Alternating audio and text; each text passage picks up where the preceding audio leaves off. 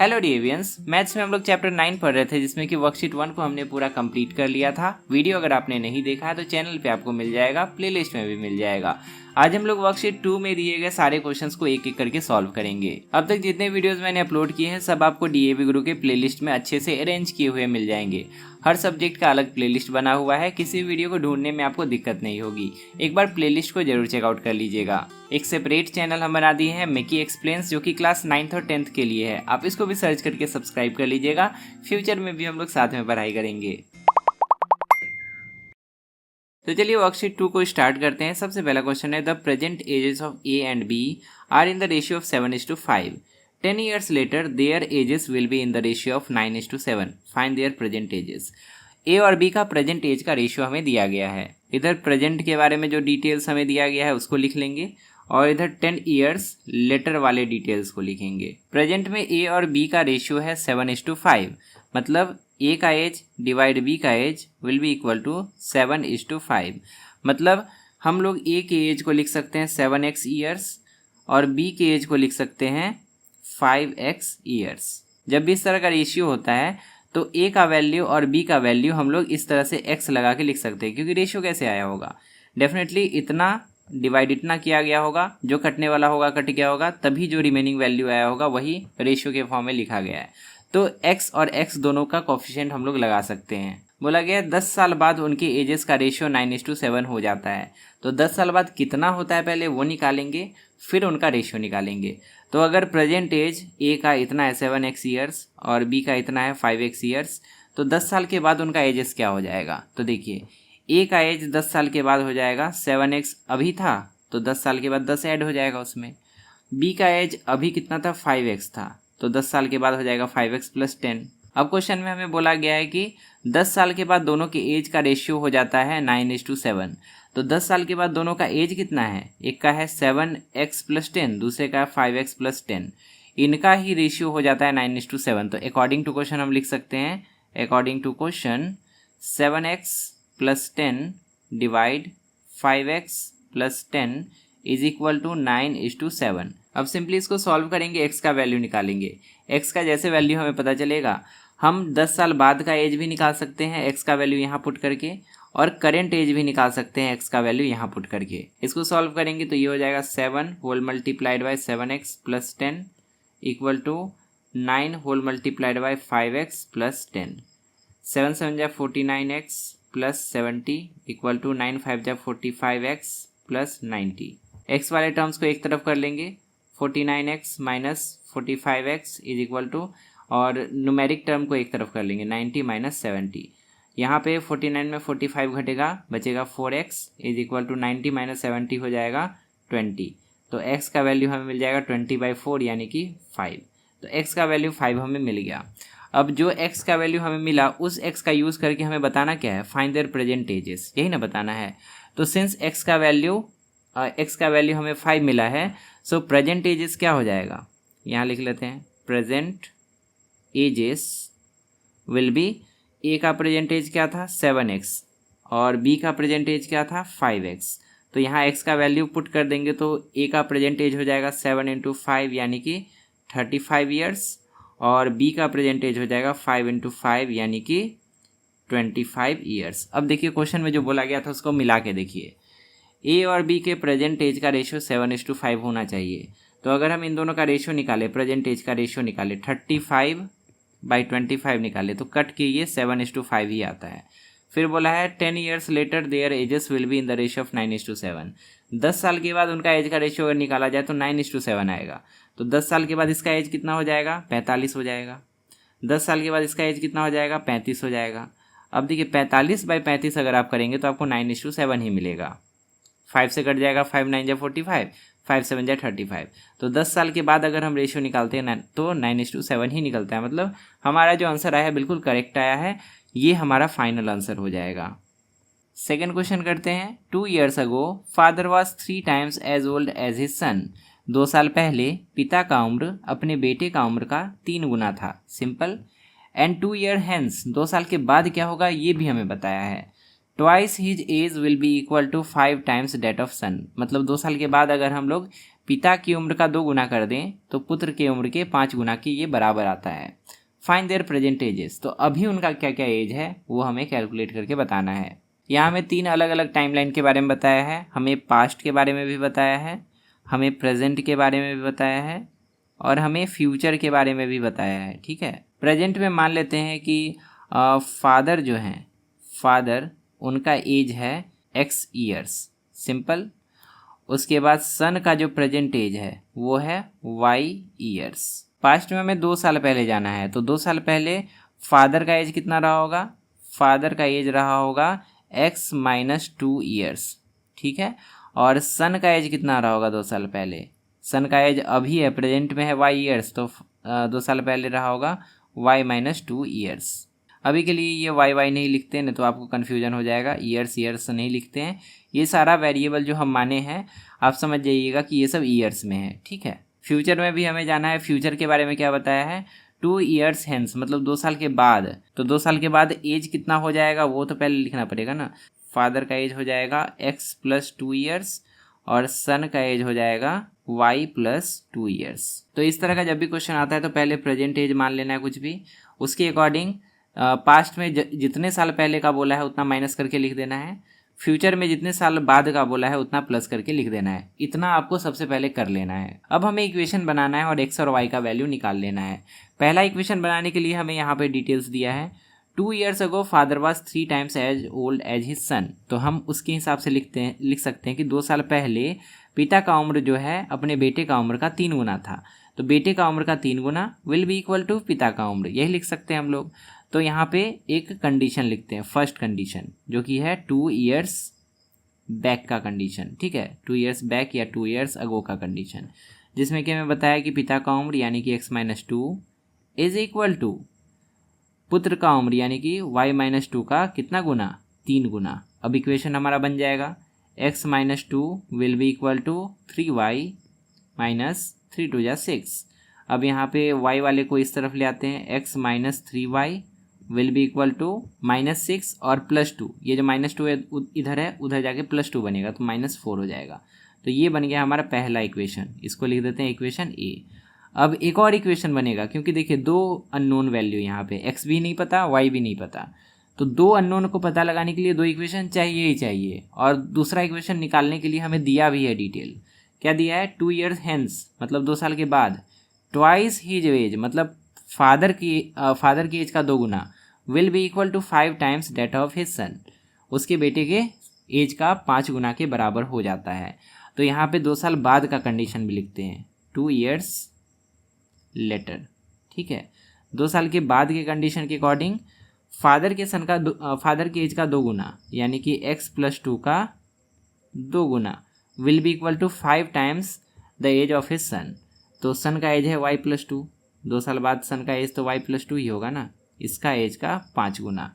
अब इसको सॉल्व करेंगे, ये हो जाएगा 2x प्लस 2 2 जा 4 इक्वल टू 5y प्लस 5 2 जा 10, 2x minus 5y equal to 4 उधर जाके 10 में से सब्ट्रैक्ट हो जाएगा 6। तो ये बन गया हमारा दूसरा इक्वेशन, इक्वेशन बी। अब इन दोनों इक्वेशन को सिंपली हमें सॉल्व करना है, x और y दोनों का वैल्यू हमें मिलेगा और इसके अकॉर्डिंग हम पास्ट के एजेस भी निकाल सकते हैं, प्रेजेंट के एजेस भी और फ्यूचर के एजेस भी निकाल सकते हैं। हमसे क्वेश्चन में यहाँ पे प्रेजेंट एजेस पूछा है, तो सिंपली हम जो x और y का वैल्यू निकालेंगे वही फादर और सन के प्रेजेंट एजेस हो जाएंगे। तो चलिए इन दोनों को सॉल्व करते हैं। यहाँ पे ऊपर वाला इक्वेशन और नीचे वाला इक्वेशन को अगर आप ध्यान से देखें तो कोई भी एलिमिनेट होने वाला नहीं है। अगर यहाँ पे जैसे 2x है यहाँ भी 2x होता तो दोनों खत्म किया जा सकता था, तो हम क्या करेंगे, ऊपर वाले इक्वेशन को होल मल्टीप्लाइड बाय 2 कर देंगे, पूरा इक्वेशन का हर टर्म 2 से मल्टीप्लाई हो जाएगा। तो ऊपर वाला इक्वेशन बदल कर ऐसा हो जाएगा, 2x माइनस 3 2 जा 6y is equal to minus 4 2 जा माइनस 8। ठीक है, ऊपर वाला बदल के ऐसा हो गया, नीचे वाला को नहीं चेंज किया, नीचे वाला वैसा ही है, 2x minus 5y is equal to 6। अब क्या करेंगे, ख़त्म करने के लिए x वाले को ख़त्म करने के लिए नीचे वाले सब का सिंबल चेंज कर देंगे, तो ये हो जाएगा माइनस 2x, ये बन जाएगा प्लस 5y और ये बन जाएगा माइनस 6। अब देखिए प्लस में 2x माइनस में 2x ख़त्म, ठीक है, ये तो एलिमिनेट हो गया। अब ऊपर में क्या है, माइनस में 6y है, नीचे प्लस 5y है, तो माइनस 6y प्लस 5y यानी कि माइनस में y आंसर। और उसके बाद इधर क्या है, -8 और -6, 8 6 14 यानी कि माइनस में 14, तो माइनस वाई इक्वल टू -14 यानी कि y इक्वल टू 14। तो y का वैल्यू तो हमें मिल गया। अब इस y की वैल्यू को कहीं भी पुट कर दीजिए, यहाँ या यहाँ, आपको x मिल जाएगा। तो इसके अकॉर्डिंग अगर हम देखें तो x बराबर क्या होगा, इफ़ x -3y बराबर -4 है तो x बराबर क्या होगा, -4 + 3y, सिंपल। और y का वैल्यू तो हम लोग पता कर चुके हैं, तो यहाँ पे पुट कर देंगे, -4 + 3 इंटू वाई का वैल्यू कितना है, 14 आया है, ठीक। तो यहाँ पे -4 प्लस 14 × 42, 42। अब यहाँ पे 42 में -4 करेंगे तो 38 आएगा, तो x का वैल्यू हमें मिल गया 38। तो इसके अकॉर्डिंग हमने x को क्या माना था, फादर का एज, y को क्या माना था, सन का एज। तो father's age will be equal to 14 years नहीं, सन का age will be equal to 14 years और फादर का age will be equal to 38 years. किसी किसी का उल्टा आ जाता है, तो उल्टा नहीं लाना है। पिता का उम्र 14 साल, सन का उम्र 38 साल कभी नहीं हो सकता, ठीक है। तो आप ये बात ध्यान में रखिएगा। ये हमारा हो गया फाइनल आंसर। आगे बढ़ने से पहले हम आपको कुछ बुक्स के बारे में बताना चाहते हैं जो कि स्पेशली डीएवी पब्लिक स्कूल के बच्चों के लिए डिज़ाइन किया गया है। आपका जो स्कूल का टेक्स्ट बुक है ना, कम्प्लीटली उसी पे ये सारे बुक्स बेस्ड हैं। आपके बुक का जो भी क्वेश्चन आंसर है वो सब आपको इसमें मिल जाएगा और एक्स्ट्रा क्वेश्चन आंसर्स में मिल जाएंगे, जिससे आप अपने बोर्ड्स एग्जाम की बेहतर तैयारी कर सकते हैं। अगर आप इन बुक्स को परचेज़ करना चाहते हैं तो यहाँ पर व्यू प्रोडक्ट का आइकन है, उस पर क्लिक कीजिए, आपको परचेज़ करने का लिंक मिल जाएगा। The sum of digits of 2 digit number is 8। 2 अंकों की संख्या है, कुछ भी 2 अंक हो सकता है, एक x और एक y। दोनों डिजिट का सम बोला है कि 8 है, यानी कि x + y अगर आप कर देंगे तो 8 आपको मिलेगा। The number obtained by interchanging the digits exceed the given number by 18। अगर आप इसका डिजिट इंटरचेंज कर देते हैं, पहले y लिख देते हैं बाद में x, तो एक नया नंबर बनेगा। और ये जो नया नंबर है ये पुराने नंबर से कितना अधिक है, 18 अधिक है। तो आपको गिवन नंबर यानी कि ये जो नंबर दिया गया है ये बताना है। तो देखिए इस तरह का क्वेश्चन कैसे बनता है। मान लेते हैं एक नंबर है जिसमें कि 2 डिजिट होगा, 2 अंक तो होगा ही ना उस नंबर में। एक होगा 1s प्लेस पे, दूसरा होगा 10s प्लेस पे। 1s प्लेस पे मान लेते हैं 10s प्लेस पे मान लेते हैं x, 1s प्लेस पे मान लेते हैं y। अब क्या बोला है कि दोनों डिजिट का सम जो है वो कितना है, 8 है। इन दोनों डिजिट का सम 8 हमें गिवन है। तो हम एक इक्वेशन ऐसे ही तैयार हमारा हो गया ना, x + y दोनों को अगर आप जोड़ देते हैं तो 8 मिलता है। तो एक इक्वेशन तो हमारा रेडीमेड दे ही दिया है। आगे क्या बोला है कि अगर आप नंबर को इंटरचेंज कर देते हैं, यानी कि x को बाद में लिख देते हैं, y को पहले, जैसे कि होता है ना 31 है और आप इसको ऐसे लिख देते हैं 13, एक्सचेंज कर दिए ना। तो अगर आप ऐसे कर देते हैं तो क्या होता है, the digits exceed the given number by 18। मतलब नया नंबर जो बनता है ना वो पुराने नंबर से 18 अधिक हो जाता है। मतलब अगर हम एक्सचेंज कर दें, x को बाद में लिख दें, y को पहले लिख दें, तो एक नया नंबर बनेगा, ठीक है। ये जो नया नंबर बनेगा उसमें x बाद में होगा, y पहले होगा और ये नया नंबर पुराने नंबर से 18 अधिक होगा, ठीक है। तो इस तरह से ग्राफिक्स बना के अगर आप बनाते हैं इस तरह के क्वेश्चंस को, बड़े ही आसानी से बन जाएगा। एक इक्वेशन तो दिया ही था, एक इक्वेशन तो हम लोग पहले ही निकाल लिए पहले लाइन से। अब देखिए दूसरा इक्वेशन कैसे बनेगा। बोला है कि नंबर को पलट देने पे, डिजिट्स को इंटरचेंज कर देने पे नंबर 18 अधिक हो जाता है। तो पहले कितना था इसका वैल्यू और बाद में कितना है इसका वैल्यू, अगर हम इसमें से इसको सब्ट्रैक्ट करें तो 18 आएगा। या हम ऐसे भी कह सकते हैं कि इस वैल्यू में अगर हम 18 जोड़ दें तो हमें ये वैल्यू मिलेगा। तो हम कैसे भी इक्वेशन बना सकते हैं। तो इसका वैल्यू क्या है, ध्यान से देखिए, ये तो डिजिट है ना, ये तो डिजिट है, ये तो इसका फेस वैल्यू है। अगर हम इसका प्लेस वैल्यू निकालना चाहें, दोनों का प्लेस वैल्यू अगर हम निकालें और दोनों को जोड़ दें तो ये नंबर क्या है वो हमें मिल जाएगा। ये है 1s प्लेस पे तो 1 से मल्टीप्लाई होगा, ये है 10s प्लेस पे तो 10 से मल्टीप्लाई होगा। दोनों को जोड़ेंगे तो इस नंबर का वैल्यू हमें मिलेगा। तो पहले जो नंबर था वो क्या था, 10x + y। कैसे हुआ 10x + y, ये 10 से मल्टीप्लाई हुआ, ये 1 से मल्टीप्लाई हुआ, तो ये बन गया 10x, ये बन गया y, दोनों को जोड़ दिए तो ये नंबर का वैल्यू हमें मिल गया। उसके बाद दूसरे नंबर का वैल्यू उसी तरह क्या होगा, ये होगा 10y + x। दूसरे नंबर का वैल्यू भी हमने निकाल लिया। ये 10th पोजीशन है, ये 1st पोजीशन है, ये 10y, ये x × 1 यानी कि 1x। तो 10y + x करेंगे तो ये दूसरे नंबर का वैल्यू हमें मिल गया। अब क्या बोला है, दोनों में छोटा कौन है, देखिए जब नंबर को पलट देते हैं तो ये 18 अधिक हो जाता है। मतलब ये 18 अधिक है, नीचे वाला नंबर क्या है, 18 अधिक है, इसमें 18 कम है। मतलब अगर हम इसमें 18 जोड़ देंगे तो ये नंबर हमें मिल जाएगा, है कि नहीं। तो हम इधर वाले में 18 ऐड करते हैं, ठीक है, इधर वाले नंबर में प्लस 18 कर देते हैं, it will be equal to the second number, है ना, न्यू नंबर। तो ये हमारा इक्वेशन बन गया। कैसे कैसे इक्वेशन बना, अगर कोई डाउट है तो एक बार फिर से रिपीट करके देख लीजिए। अब इसको सॉल्व करेंगे, एक दूसरा इक्वेशन हमें मिल जाएगा। ये हो जाएगा 10x plus y plus 18 is equal to 10y plus x. अब यहाँ पे 10y भी इधर ले आते हैं, x भी इधर ले आते हैं, तो ये हो जाएगा 10x minus x plus y minus 10y और प्लस 18 अलग से इज इक्वल टू 0। ठीक है, 10x में x घटा 9x plus y minus 10y minus 9y हो जाएगा और प्लस 18 इज इक्वल टू 0। 18 को अभी उधर कर देते हैं उस तरफ। ठीक है, तो 9x minus 9y is equal to minus 18 हो जाएगा। 9 कॉमन ले लेते हैं, दोनों में 9 है ना, तो अंदर बचेगा x minus y is equal to minus 18 और x minus y equal to हो जाएगा माइनस 18 बाई 9, यानी कि इट इज़ इक्वल टू -2। तो दूसरा इक्वेशन हमें मिल गया x minus y equal to -2। ये सेकेंड इक्वेशन हमारा रेडी है। अब हमें दोनों को सॉल्व करना है। ठीक है, पहला इक्वेशन हमारे पास क्या था कि x plus y is equal to 8 था, और दूसरा नंबर क्या था x माइनस वाई, दूसरा इक्वेशन नंबर नहीं, x minus y is equal to -2।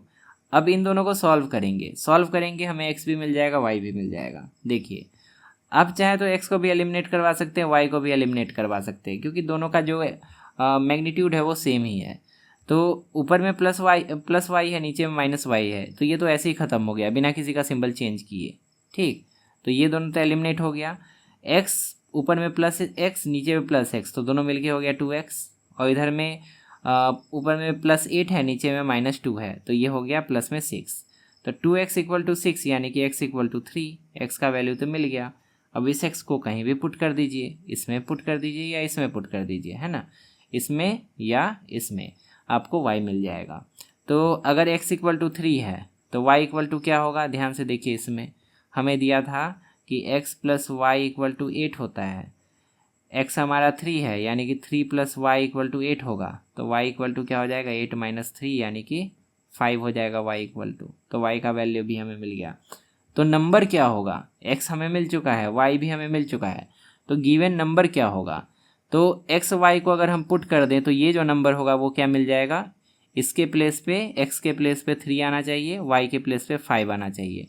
Number को जब पलटा जाएगा तो वो क्या बनेगा, 5 पहले आ जाएगा 3 बाद में, यानी कि जो नंबर हमसे पूछा गया था find the given number, that number is 35, है ना। हम लिख सकते हैं रिक्वायर्ड नंबर इज 35, है ना। 35 ही वो नंबर है, ध्यान से सुनिएगा, 35 ही वो नंबर है जिसका डिजिट्स का प्लेस अगर आप बदल देते हैं तो 53 बन जाता है, और ये 35 से 18 अधिक है। देखिए 18 अधिक भी है, 35 में अगर आप 18 जोड़ेंगे तो 53 आपको मिलेगा। एक और चीज़ बोला था कि दोनों का डिजिट का सम जो है 8 आना चाहिए, तो देखिए 5 और 3 जोड़ने पे 8 आ भी जाता है। तो जो जो क्वेश्चन में कहा था सब यहाँ पे आपका प्रूफ भी हो जाएगा, सब वैलिड भी होगा। तो इसी तरह से इस तरह का क्वेश्चन बनाना है।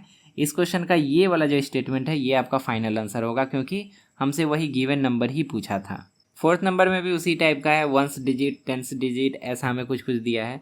The 1 digit of a 2 digit number is twice the 10 digit. क्या समझे इससे कि 2 अंक का संख्या है, ठीक ना, तो 2 अंक का संख्या है तो 2 प्लेस हम लोग बना लेते हैं। ठीक है, एक प्लेस किसका होगा, 1 डिजिट का होगा, एक प्लेस होगा 10 डिजिट का। ठीक है, इधर 1 का इधर 10 का। हमें बोला गया था कि 1 digit of 2 digit number is twice, मतलब 2 गुना है, 1 वाला जो है वो 2 गुना है द 10 डिजिट, मतलब 10 पर जो है उसका 2 गुना 1 पर है। अगर 10 पर x है तो 1 पर 2x होना चाहिए। ठीक है, आगे क्या बोला है, when the number found by reversing the digit is added to original number, मतलब इसको रिवर्स करना है, जो नया संख्या बनेगा उसको ओरिजिनल नंबर में ऐड करना है। ठीक है, तो अगर आप ऐसा कर देते हैं तो सम जो है 99 मिलता है। आपका सम कितना मिलता है, तो 99 मिलता है। तो हम इसको पलटेंगे तो क्या होगा, ये इधर चला जाएगा, ये इधर चला जाएगा। नया नंबर कैसा बनेगा, नया नंबर कुछ ऐसा बनेगा, इधर x आ जाएगा और इधर 2x आ जाएगा, और ये जो नया नंबर बना इसको हमें इसमें जोड़ना है। ठीक है, दोनों का सम निकाल देना है। अब दोनों का सम अगर आप निकालते हैं तो इक्वल टू कितना आ जाना चाहिए, 99 आ जाना चाहिए। यही आपके क्वेश्चन में दिया है, फाइंड द ओरिजिनल नंबर। तो ये जो ओरिजिनल नंबर है ये कितना होगा ये आपको बताना है। तो देखिए दोनों को जोड़ेंगे कैसे, 99 आएगा तो दोनों को जोड़ना पड़ेगा ना। तो ये तो डिजिट्स है ना, इसका पहले दोनों का प्लेस वैल्यू निकालेंगे, जोड़ेंगे, तब इस नंबर का वैल्यू निकलेगा। इसका प्लेस वैल्यू क्या है 10x, इसका प्लेस वैल्यू क्या है 2x इंटू 1। तो ये जो ऊपर वाला नंबर है ये हो जाएगा 10x प्लस 2x, ठीक है। ये हो गया ये वाला फर्स्ट वाला नंबर, मतलब ओल्डर नंबर। और बाद में जो पलटने से जो नंबर बना है वो क्या होगा, ये 10th प्लेस पे है, ये 1st प्लेस पे है, यानी कि ये 10 से मल्टीप्लाई होगा, ये 1 से मल्टीप्लाई होगा। तो 2x इंटू 10 कितना हो जाएगा 20x, और x इंटू 1 हो जाएगा x। तो यहाँ पे हम लिख सकते हैं दूसरा वाला नंबर 20x प्लस 1x, ठीक है। ये हमारा दूसरा नंबर हो गया। क्वेश्चन में बोला था कि नंबर पलटने से, डिजिट्स पलटने से जो नंबर मिलता है उसको हमें इसमें जोड़ना है ओरिजिनल नंबर में, और सम 99 आएगा। तो दोनों को जोड़ देते हैं और सम कितना आएगा 99 आएगा। देखिए कैसे बन रहा है इक्वेशन, ऐसे ही बनाना है, एकदम शांत दिमाग से बनाना है। नंबर को पलटे, नया नंबर बना, दोनों का वैल्यू लिखे। क्वेश्चन में बोला था दोनों को जोड़ने पे 99 आता है तो कर दिए, ठीक है। अब सॉल्व करेंगे, हमें x मिल जाएगा। यहाँ y तो आया ही नहीं, y आने का नौबत ही नहीं आया, तो x बस हमें ढूंढना है। तो ये हो जाएगा 10x प्लस 2x हो जाएगा 12x plus 20x plus x 21x is equal to 99। तो यहाँ पे 12 और 21 कितना हो जाएगा 33, 33x इज इक्वल टू 99। तो x इक्वल टू हो जाएगा 99 बाई 33, 33 या 99, 3 बार में ख़त्म। तो x का वैल्यू हमें मिल गया 3। अब जैसे x का वैल्यू मिला हमें ये नंबर मिल जाएगा, मिलेगा ना। तो x का वैल्यू 3 डालेंगे तो यहाँ पे ये नंबर, ये डिजिट क्या हो जाएगा, इस वाला डिजिट का वैल्यू क्या हो जाएगा, इस वाले डिजिट का वैल्यू हो जाएगा 3। इस वाले डिजिट का वैल्यू क्या होगा 3 2 जा 6, इस वाले डिजिट का वैल्यू होगा 6 और इसका होगा 3। मतलब वो नंबर क्या था 36 था। अब देखिए खेल देखिए क्या होता है, 36 ही वो नंबर है जिसको अगर आप पलट देते हैं तो बनेगा 63, और पलटने के बाद जो नंबर बना उसको अगर आप ओरिजिनल नंबर यानी कि 36 में जोड़ेंगे तो आपको 99 मिलेगा। देखिए 36 प्लस 63 सम आपका 99 ही आता है, ठीक है। तो जो क्वेश्चन में कहा था वो हम प्रूफ करके भी दिखा सकते हैं, है ना। तो हमसे ओरिजिनल नंबर ही पूछा था, फाइंड द ओरिजिनल नंबर। तो हम यहाँ पे लिख सकते हैं ओरिजिनल नंबर इज कितना है 36, ठीक है। ये हमारा आंसर हो जाएगा। फिफ्थ क्वेश्चन भी वैसा ही है, the sum of digits of 2 digit number is 11। 2 अंक का संख्या है, तो 2 अंक का संख्या तो बना लेते हैं 2 अंक का संख्या। ये 10th प्लेस, ये 1st प्लेस, एक डिजिट x मान लेते हैं, दूसरा डिजिट y, और बोला है दोनों डिजिट का सम जो है यानी कि x प्लस वाई जो है वो 11 है, ठीक। ये हमारा पहला इक्वेशन बन गया। The number obtained by interchanging the digits exceed the original number by 27। मतलब अगर हम इन डिजिट्स को इंटरचेंज कर दें तो कुछ ऐसा नंबर बन जाएगा, y पहले आ जाएगा और x बाद में चले जाएगा।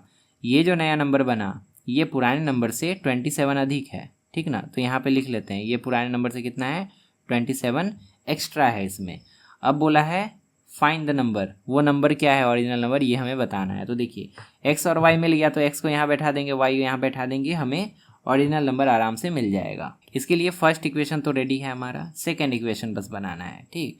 सेकेंड इक्वेशन बनाने के लिए जो दूसरा कंडीशन हमें दिया है कि दोनों का ऐसे पलटने से ओरिजिनल नंबर से 27 अधिक हो जाता है न्यू नंबर, उससे हम दूसरा इक्वेशन बना सकते हैं। यहाँ पे ओरिजिनल नंबर का वैल्यू जो है वो क्या हो जाएगा 10x प्लस वाई हो जाएगा। कैसे, ये 10 से मल्टीप्लाई होगा, ये 1 से मल्टीप्लाई होगा, उसके बाद दोनों ऐड होगा। ये 10 से मल्टीप्लाई होगा, ये 1 से मल्टीप्लाई होगा, उसके बाद दोनों ऐड होगा। तो ओरिजिनल नंबर हो जाएगा 10x plus Y, new number हो जाएगा 10y प्लस x, ठीक है। अब बोला है कि न्यू नंबर जो है 27 अधिक है, तो अगर हमें इक्वेशन बनाना है तो बीच में तो इक्वल टू होना चाहिए, और बराबर दोनों कैसे होगा, ये 27 अधिक है मतलब हमें इसमें 27 जोड़ना पड़ेगा तब ना इक्वेशन बराबर होगा। तो 27 हमें इस साइड में ऐड करना है, कोई कोई बच्चा उस साइड ऐड कर देता है इसीलिए गलती हो जाता है। तो ध्यान से इसको केयरफुली समझना है फिर ऐड करना है, ठीक है। अब यहाँ पे सम निकालेंगे, 10y और 10x दोनों को सेम साइड करेंगे तो ये हो जाएगा 10x minus x plus y minus 10y is equal to minus 27 को उस तरफ ले गए तो ये हो जाएगा 9x minus 9y is equal to -27।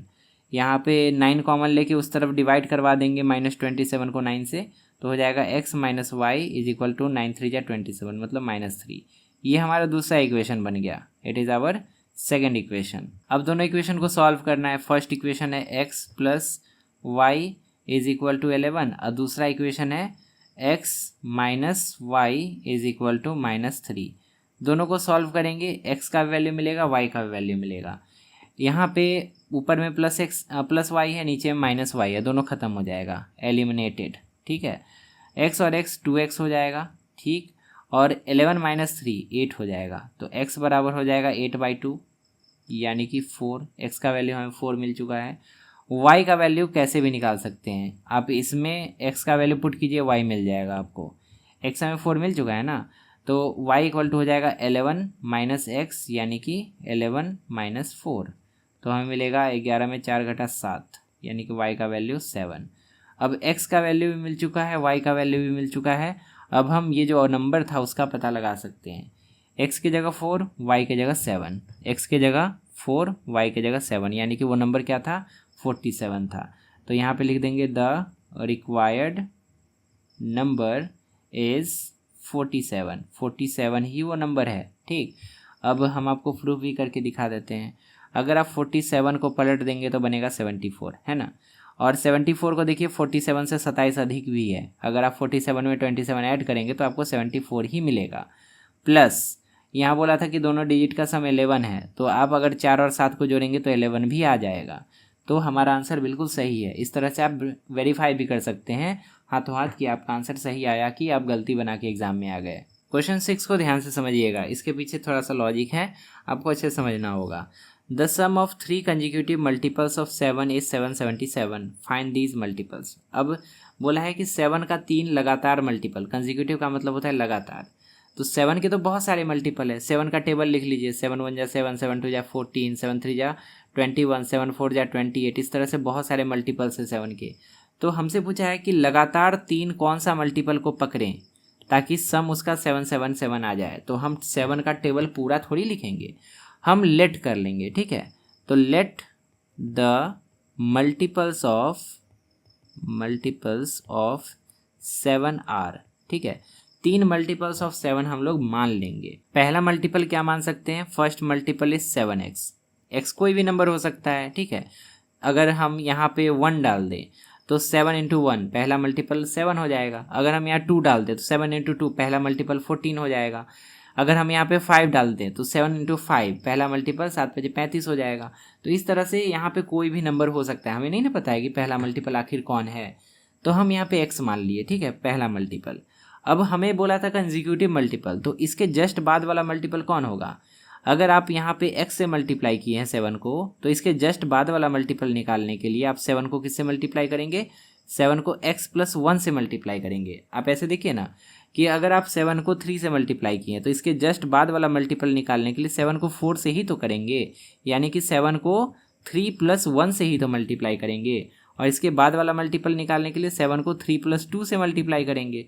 इसी तरह से आपको नेक्स्ट मल्टीपल मिलते जाएगा। तो अगर आपने यहाँ पे x से मल्टीप्लाई किया है पहला मल्टीपल निकालने के लिए, तो आपको अगला मल्टीपल निकालने के लिए 7 को x प्लस 1 से मल्टीप्लाई करना पड़ेगा। तीसरा मल्टीपल निकालने के लिए 7 को x प्लस 2 से मल्टीप्लाई करना पड़ेगा। तो ये लॉजिक है इसके पीछे। अगर आप ये समझ जाते हैं तो आराम से क्वेश्चन बनेगा। तो 3 मल्टीपल हमें नहीं पता था एग्जैक्टली कौन है, तो पहला मल्टीपल 7x माने, उसके जस्ट बाद वाला मल्टीपल होगा 7 इंटू एक्स प्लस 1, उसके जस्ट बाद वाला मल्टीपल होगा 7 इंटू एक्स प्लस 2। और क्वेश्चन के अकॉर्डिंग बोला है कि इन्हीं तीनों का सम 77 है, यानी कि हम लिख सकते हैं according to question 7x plus 7 into x plus 1 plus 7 into x plus 2, इन तीनों का सम इज इक्वल टू 777। अब सॉल्व करेंगे, x मिलेगा, तीनों मल्टीपल पता चल जाएगा कौन कौन है आखिर। तो ये हो जाएगा 7x plus 7x plus 7 plus 7x plus 14 is equal to 777। 3 बार 7x आ गया तो साथ ही 21x हो जाएगा, और 7 और 14 2 बार आया तो यहाँ पे प्लस 21 हो जाएगा इज इक्वल टू 777। अब 21 दोनों में तो कॉमन ले लेते हैं ना, 21 निकाल लिए कॉमन, x प्लस 1 अंदर बचा। ठीक, और इक्वल टू के उस पार है 777। अब इधर कर लेते हैं सॉल्व, ठीक है। 21 से 777 में डिवाइड हो जाएगा, इस तरफ बचेगा x+1 इक्वल टू 777/21। 7 से तो कट जाएगा, 7 या 21 3 बार में ख़त्म, और 7 से ये 1 टाइम में ख़त्म। उसके बाद देखिए 3 से भी कट जाएगा, हाँ 3 से 1 टाइम में ख़त्म, 3 3 जा 9 और 3 7 जा 21, 37 टाइम्स में ख़त्म। तो मतलब x+1 हमारा आ गया 37, मतलब x कितना हो जाएगा 37 में 1 घटा दो 36। तो यहाँ पे x का वैल्यू 36 हमें मिल गया। तो जैसे x का वैल्यू हमें 36 मिला तो फर्स्ट मल्टीपल क्या हो जाएगा, यहाँ पे लिखते हैं first multiple, second multiple, third multiple. तो फर्स्ट मल्टीपल हमने क्या माना था 7x, सेकेंड मल्टीपल हमने क्या माना था 7 × x+1 बाय रूल, ठीक है, हमने अपने से नहीं लिख दिया था वो। और तीसरा मल्टीपल 7 × x+2। अब यहाँ पे 36 पुट कर करके सब वैल्यू निकाल लेंगे। यहाँ पे 7 × x का वैल्यू 36 आया ना, तो 36 करेंगे, पहला मल्टीपल हो जाएगा 252, ठीक है, मल्टीप्लाई कर लीजिएगा। उसके बाद अगला मल्टीपल 7 का कौन होगा 7 × 36 + 1 यानी कि 7 × 37, तो ये हो जाएगा आपका 259।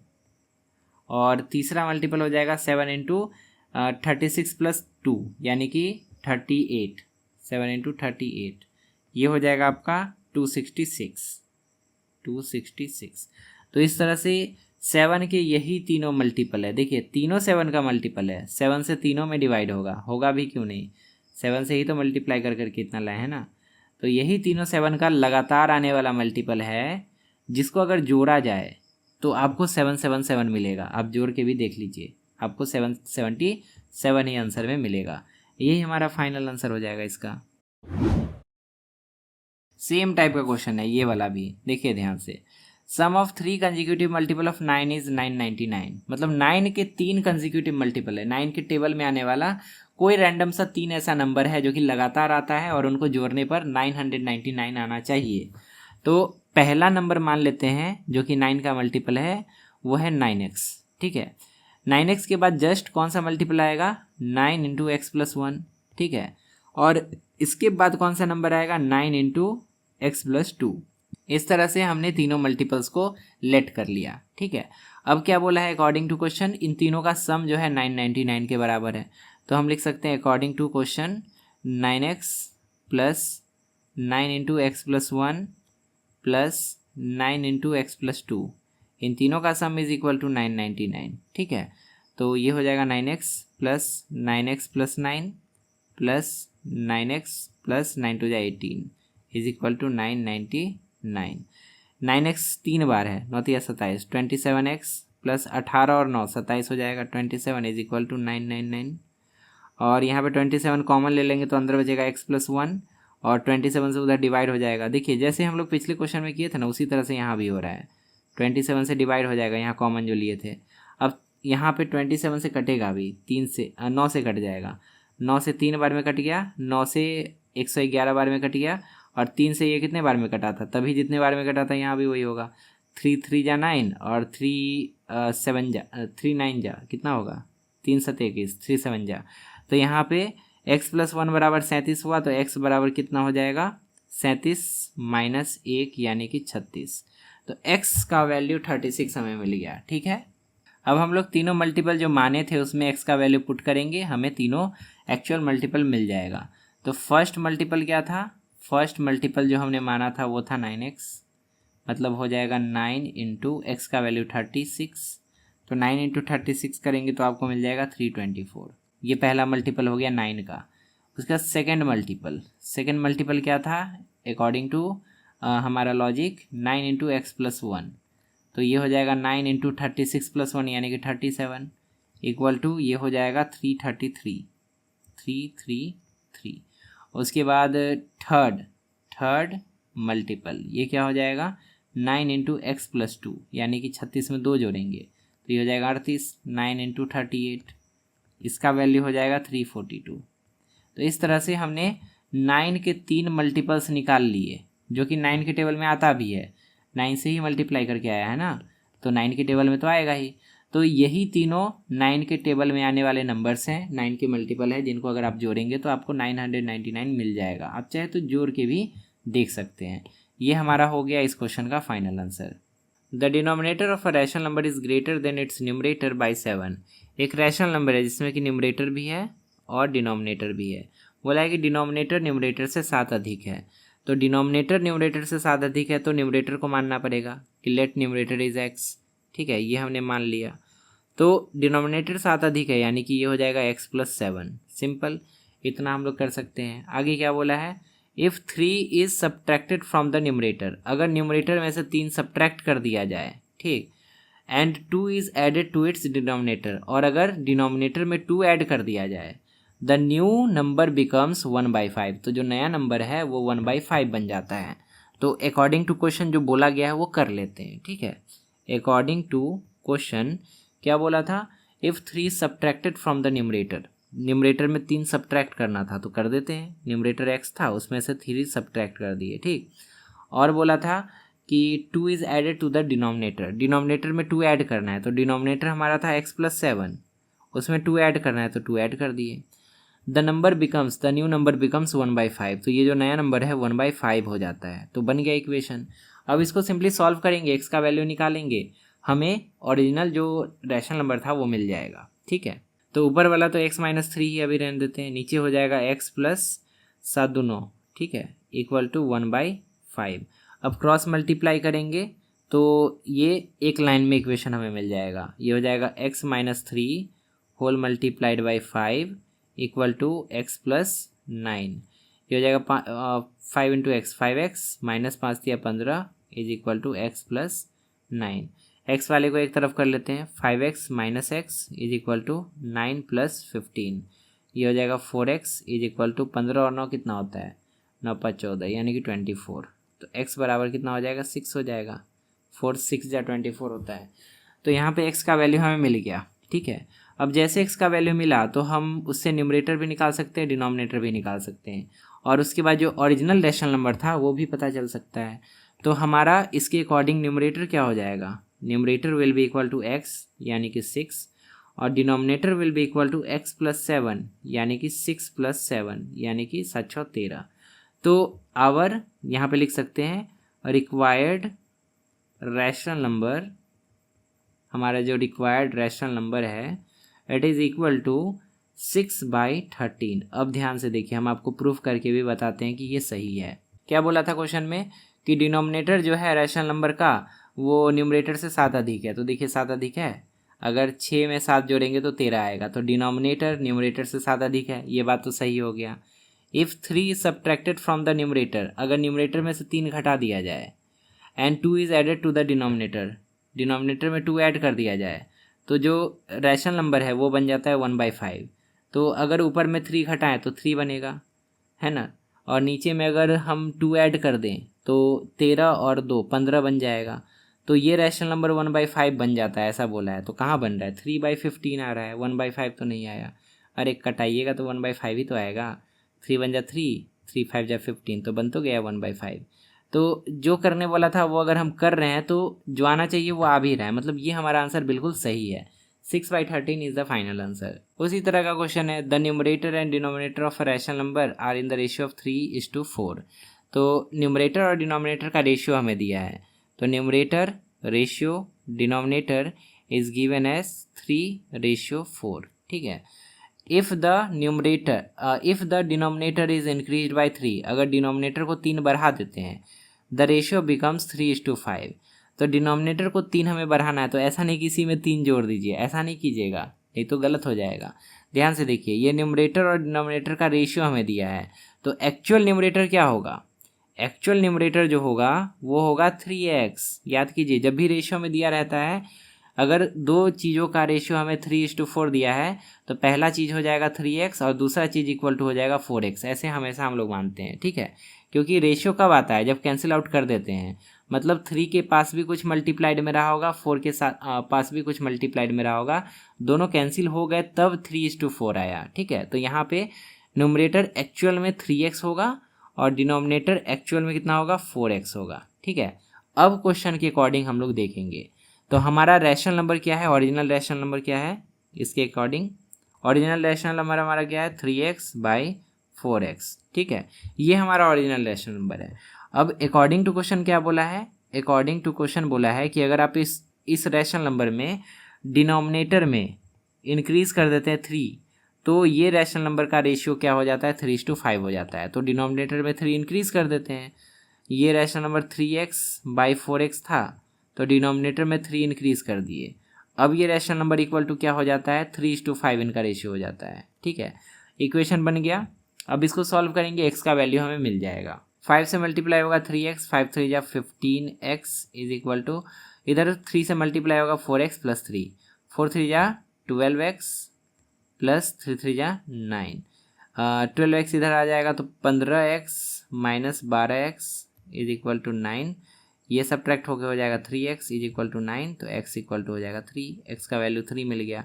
अब जैसे x का वैल्यू मिला तो ओरिजिनल नंबर क्या हो जाएगा, original rational number 3 into x, यानी कि 3 इंटू 3, ऊपर में 3 इंटू 3 हो जाएगा, नीचे में 4 इंटू 3 हो जाएगा। तो original rational number will be 9:4 3 जा 12। अब देखिए हम आपको वेरीफाई करके भी बताते हैं कि 9:12 ही हमारा फाइनल आंसर होगा। This is our final answer. ठीक है, ये आप मेंशन कर दीजिएगा। तो 9:12 ही क्यों होगा, बोला था न्यूमरेटर और डिनोमिनेटर का, एक रैशनल नंबर का न्यूमरेटर और डिनोमिनेटर जो है उसका रेशियो 3:4 है। तो अगर आप 9 और 12 का रेशियो निकालेंगे तो कट के 3:4 ही आएगा, 3 3 जा 9, 3 4 जा 12, तो 3:4 तो आ रहा है, मतलब यही वो रैशनल नंबर है। फिर एक और कंडीशन हमें बोला था कि if the denominator is increase by 3, अगर हम डिनोमिनेटर में 3 बढ़ा देते हैं, ठीक, द रेशियो बिकम्स 3:5, तो रेशियो बदल कर पहले जो 3:4 था अब 3:5 हो जाता है। तो अगर आप 9/12 में डिनोमिनेटर में 3 बढ़ा देंगे तो ये क्या बन जाएगा 9/15 बन जाएगा। और अब अगर आप इसका रेशियो निकालेंगे तो 3 3 9, 3 5 15, तो नया रेशियो 3:5 हो रहा है ना, मतलब हमारा सही है। पहले 3:4 था, डिनोमिनेटर में हमने 3 बढ़ा के भी देखा तो सच में 3:5 हो रहा है, मतलब यही वो रैशनल नंबर है, जो रिक्वायर्ड रैशनल नंबर है वो 9/12 ही है। ये हमारा फाइनल आंसर। तो फाइनली इस वीडियो में हमने क्वेश्चन नंबर 1 से लेकर 9 तक को सॉल्व कर लिया। पार्ट 2 में हम लोग बचे हुए क्वेश्चन को सॉल्व करके इस वाले वर्कशीट को कंप्लीट कर लेंगे। इस वाले बुक को खरीदने के लिए यहाँ पर व्यू प्रोडक्ट का आइकन है, उस पर क्लिक कीजिएगा, आपको परचेज करने का लिंक मिल जाएगा। डेफिनेटली ये बुक आपके लिए हेल्पफुल होगा, आप बेझिझक परचेज कर सकते हैं। लेफ्ट साइड में क्लिक करके आप मैथ्स का प्लेलिस्ट ओपन कर सकते हैं, जहाँ पर आपको हर वर्कशीट का वीडियो मिल जाएगा, और राइट साइड में क्लिक करके आप अगला वीडियो देख सकते हैं। फिलहाल इस वीडियो में इतना ही, मिलते हैं अगली क्लास में एक नए वर्कशीट के साथ। तब तक के लिए अपना ध्यान रखिए और अच्छे से पढ़ाई करते रहिए।